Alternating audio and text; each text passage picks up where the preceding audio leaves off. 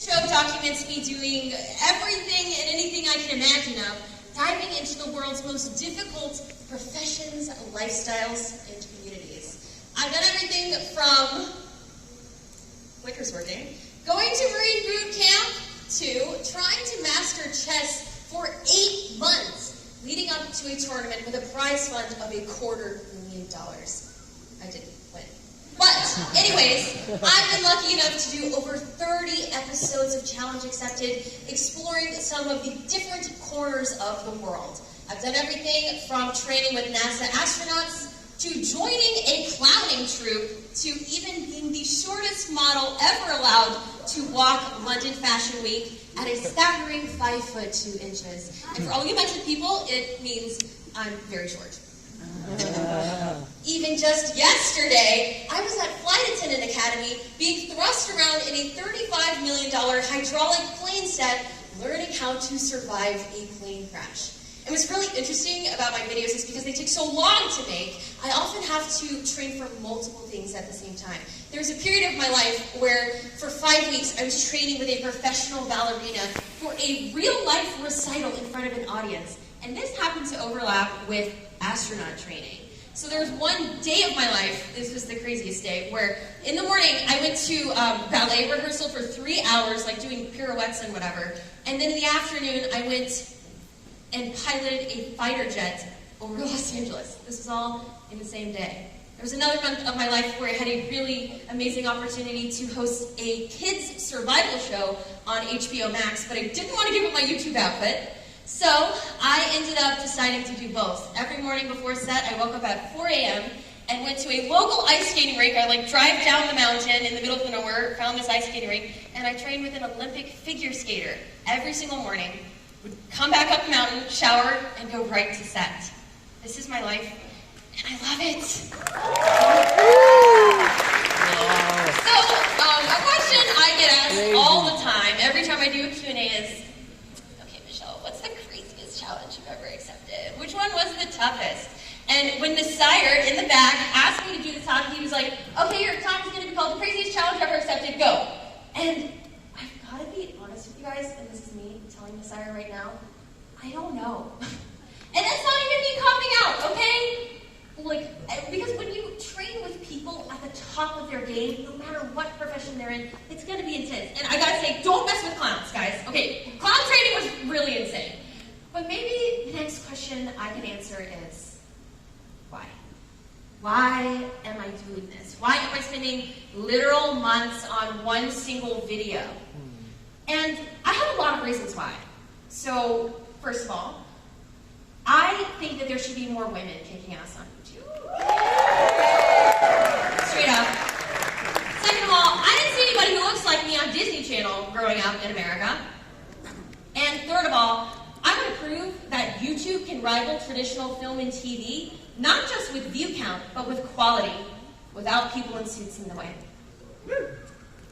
But when I really tap into my deepest core why, every single one of my videos is rooted in a deep fear of my own. Let me give you a couple examples. I want to be a ballerina, but I'm not graceful enough. I want to be a firefighter, but I'm not brave enough to enter a burning building. I want to be a clown, but I'm not funny enough. Once I started including these fears, these gross, uncomfortable moments, like this one. Hey, this is me at Police Academy after I got pepper sprayed. Do not recommend, by the way. The point is, once I started including these deep-seated, ugly, uncomfortable fears, the audience reacted in a way I never could have imagined. I had to let go of this, perfect Instagrammable idea of I gotta nail it every time. The videos elevated beyond girl who tries things into half-hour documentaries of personal development that inspired the audience to attack a fear of their own. And not only did the videos get better, but they also started performing better too.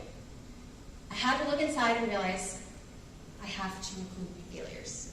And this, Messiah, this is my greatest challenge ever accepted.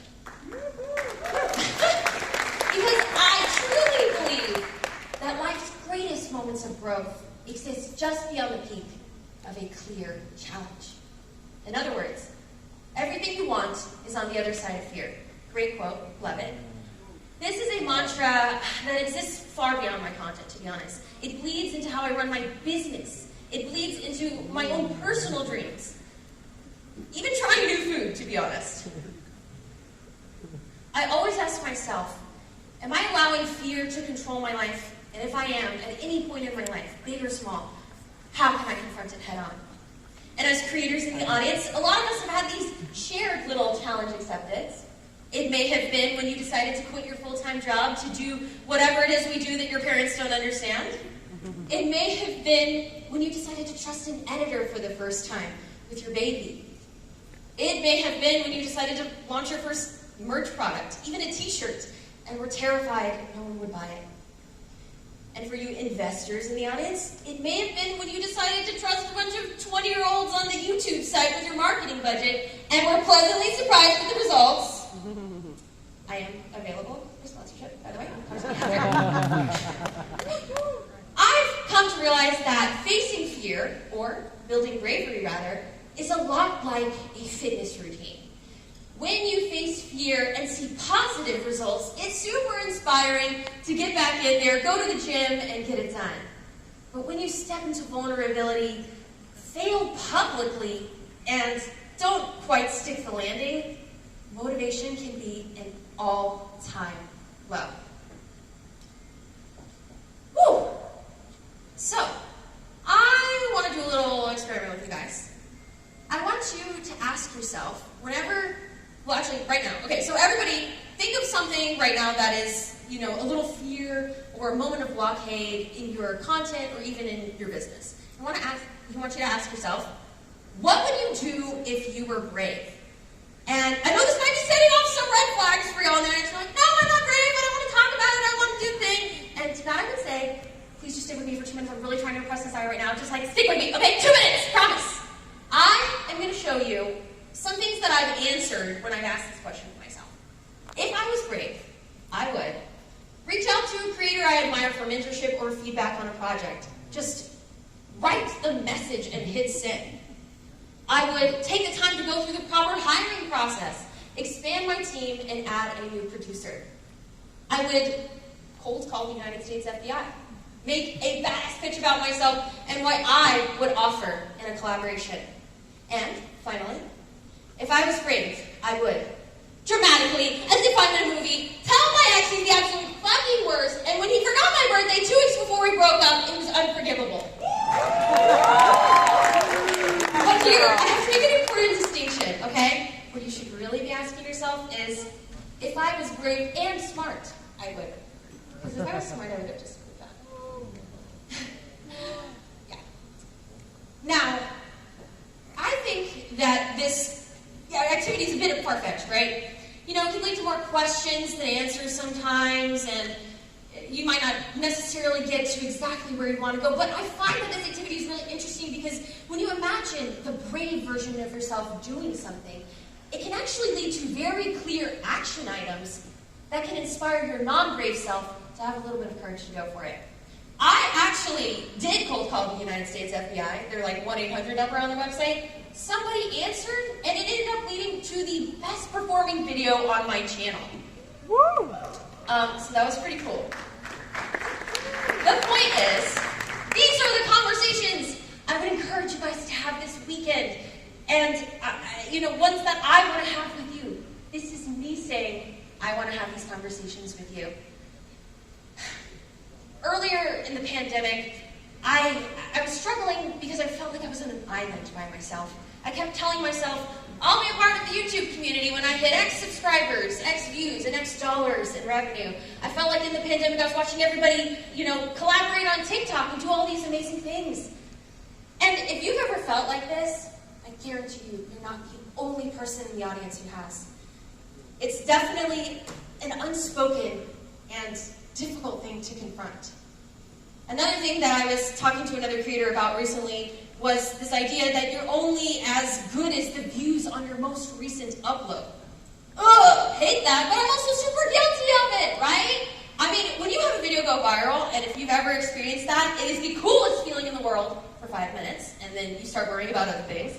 But when you have a video that doesn't do well, it can kill your motivation for days or even weeks at a time. So, with the little time we have left this weekend, I really encourage you guys to step into that vulnerability, because we have such a special opportunity being on the forefront of the Wild West of the creator economy, right? And we've had this great opportunity in Not Summit to get up here and talk about our successes and our wins and everything, but I encourage you to talk about your failures, because you might not be alone. And when we work together, one-on-one, just like I've learned in my videos, these are the moments of true connection. So, with the little time we have left this weekend, I want to challenge all of you to be vulnerable. Step into fear, most of all. Be brave. Oh, Michelle, you did so well, Michelle. You did so well that we have some minutes for a Q&A. You down? What? You down for a minute Q&A because you did so well with the slides? Oh, sure, yeah. Okay, so any questions? Raise your hand. Raise your hand if you have a question.